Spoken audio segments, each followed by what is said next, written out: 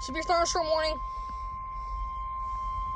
The National Weather Service in Springfield has issued a severe thunderstorm warning for northwestern Christian County, northern Stone County, until 7:15 p.m. Central Daylight Time. At 6:25 p.m. Central Daylight Time, a severe thunderstorm was located over Crane, or 9 miles southeast of Aurora, moving northeast at 30 miles per hour. Expected hazards include 60 miles per hour wind gusts and half-dollar size hail. This is a radar-indicated threat. Attacks are expected. Hail damage to vehicles is expected. Expect wind damage to roof, siding, and trees.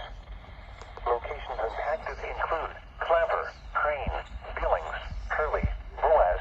A tornado watch remains in effect until 8 p.m. Central Daylight Time for southwestern Missouri. For your protection, move to an interior room on the lowest floor of a building. Repeating, a severe thunderstorm warning has been issued until 7:15 p.m. Central Daylight Time for the following counties in Missouri, Christian, and Stone. Wow.